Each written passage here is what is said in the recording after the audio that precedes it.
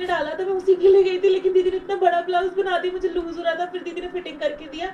मैंने ट्राई किया, फिर दीदी ने मुझे पहनाया क्योंकि मेरा हाथ टूटा है। इसे मैं निकल गई पार्लर के लिए, मैंने देखा मेरा हाथ कितना गंदा हो रहा है प्लास्टर की वजह से। अंदर लगाया यानी कि बहावत, जल्दी से मेकअप कराया। मैंने बोला जैसा भी हो कर दो यार, शाम हो रही है, अभी साड़ी भी पहनना बाकी है, शूट ही नहीं हो पाएगा। मैं टाइम पे पहुंच गई थी, लेकिन पार्लर वाली ने इतना लेट किया ना मेकअप में, मुझे इतना रोना आ रहा था, मेरे आंसू नहीं रुक रहे थे यार। चल गया तो मेरा पूरा पैसा बर्बाद हो जाएगा। वहां से जब मैं शूट पे पहुंची इतनी हड़बड़ा रही थी मैं कि सब जल्दी जल्दी कर लो, सूरज चला जाएगा। जल्दी का काम सूरज तो ढल चुका था।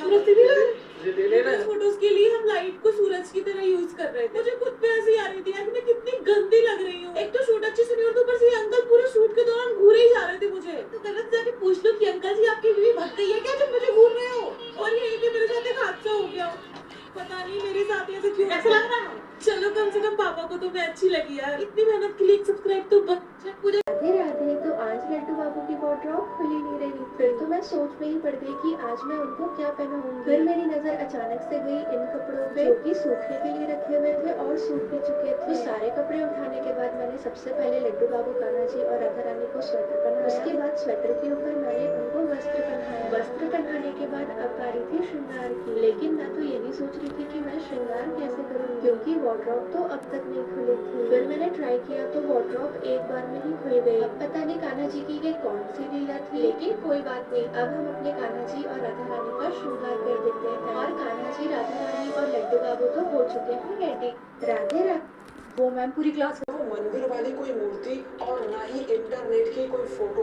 मैं बात कर रहा हूँ उस जीवित रूप की जो आज भी हमारे बीच मौजूद है। मेरे पास ये एक 800 साल पुरानी किताब है। ये किताब मुझे मेरे गांव के एक पुराने घर में एक लकड़ी के संदूक के अंदर से मिली थी। इस किताब में लिखा हुआ है कि भगवान श्री कृष्ण ने कलयुग में दोबारा जन्म लिया, एक ऐसे योगी के रूप में जिसने मृत्यु को हराकर शरीर को अमर बना दिया। इस किताब में एक संस्कृत में श्लोक लिखा हुआ है, कलौ युगे योग रूपम धारित्वा माधव पुरागतः हीन गिरौ स्थित्वा नित्यं कृष्ण वर्त लीला समाचरम सह महायोगी महाअवतारा योग मार्गम प्रदर्शयति। यानी कि जो समय से परे है, जो इंसान के रूप में आया है, वही है महाअवतार बाबा जी। कहा जाता है महाअवतार बाबा जी पिछले 1000 वर्षों से जीवित है। उन्हें ना तो कभी बुढ़ापा आता है और ना ही कभी बीमारी। लाहिड़ी महाशय, युक्तेश्वर गिरी और योगानंद प्रेमानंद जैसे सिद्ध योगियों ने उनके साक्षात दर्शन किए। बुढ़ापा आना